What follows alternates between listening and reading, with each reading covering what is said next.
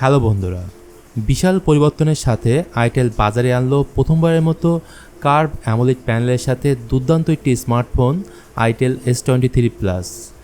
ফোনটি দেখতে যেমন স্টাইলিস্ট, তেমনি এতে থাকছে মাথা নষ্ট করা সব ফিচার, তাও আবার কম দামে। আর দামটা না হয় পরেই বলছি, আগে চলুন জেনে নেই ফোনটির ফুল কনফিগারেশন, ফোনটি দেখতে কেমন হবে এবং ভালো মন্দ সকল দিক। তাহলে চলুন ভিডিওটি শুরু করা যাক। শুরুতেই থাকছে আনবক্সিংয়ের পালা। এই ধরনের বক্স পাবেন। বক্সে থাকবে ইউজার ম্যানুয়াল, ব্যাক কভার, এরপর S23 প্লাস ফোন, সিম ইলেক্টর পিন, হেডফোন এবং ডাটা কেবল। ডিজাইনের প্রসঙ্গে আসলে সামনে পেছনে উভয় দিকেই থাকছে কার্ভ ডিজাইন, সেই সাথে এর বডি ফ্রেমটিও কিন্তু প্লাস্টিকের। ফোনটির থিকনেস হলো 7.9 মিলিমিটার এবং ওজনও অনেক কম, মাত্র 178 গ্রাম। তবে এই ফোনে থাকছে না 3.5 মিলিমিটার অডিও জ্যাক।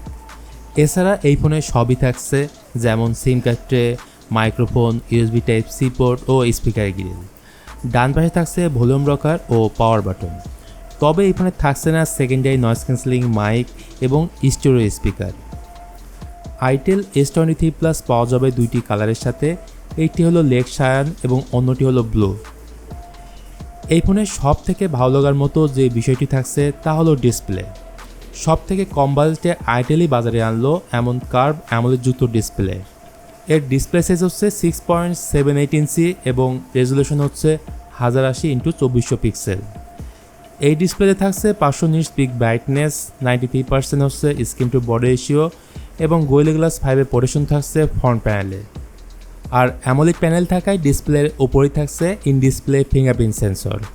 এছাড়া এখানে জিপিটি নামে নতুন একটি ফিচার যুক্ত করা হয়েছে, যেটা ভয়েস কমান্ডের মাধ্যমে কাজ করবে এবং আইফোনের মতো থাকছে ডাইনামিক বার, যেখানে শো করবে battery status, incoming call, reminder এবং আনলক স্ট্যাটাস। সো এবার তাহলে ক্যামেরা নিয়ে কথা বলা যাক। এই ফোনের পেছনে থাকছে 50 মেগাপিক্সেলের প্রাইমারি ক্যামেরা এবং একটি এআই ক্যামেরা, আর সামনে থাকছে 32 মেগাপিক্সেলের ফ্রন্ট ফেসিং ক্যামেরা। সো এর ক্যামেরা দিয়ে খুব আহামরি ছবি পাবেন বিষয়টা এমন না, মানে সোশ্যাল মিডিয়া রেডি টাইপের ছবি পাবেন।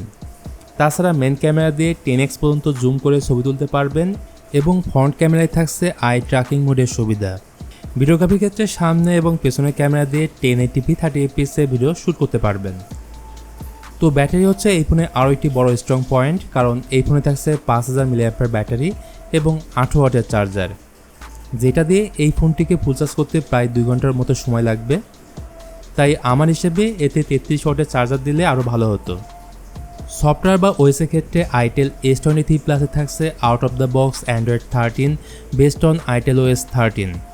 তবে আইটেলের তরফ থেকে অফিসিয়ালি তেমন কিছুই বলা হয়নি ইন ফিউচারে কোনো আপডেট আসবে কিনা।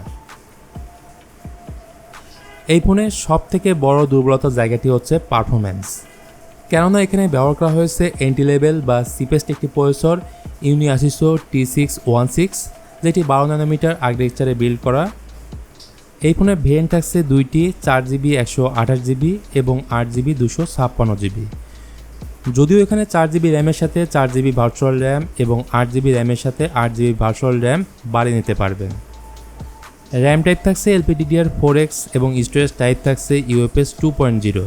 সো বুঝে গেছেন এটি গেমিং ওরিয়েন্টেড কোনো ডিভাইস না। তারপরও লো গ্রাফিক্সে কম পাওয়ারফুল গেমগুলো স্মুথলি খেলতে পারবেন, কারণ এই ফোনে রিড এবং রাইট স্পিড ভালো পাবেন। এবার তাহলে মূল টপিক্সে আসা যাক, প্রাইজিং।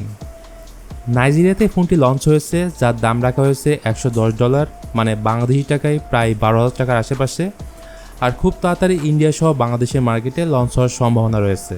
এখন দেখা যাক ফোনটি কবে দেশের মার্কেটে আসে। তো ভিউয়ার্স, এই ছিল আজকের ভিডিও আইটেল S23 প্লাসকে নিয়ে। ভিডিওটি ভালো লাগলে please hit the like button, share করতে পারেন আপনার বন্ধুদের সাথে। তো আজকের মতো আমি মিথুন এখানে বিদায় নিচ্ছি, দেখা হবে খুব তাড়াতাড়ি।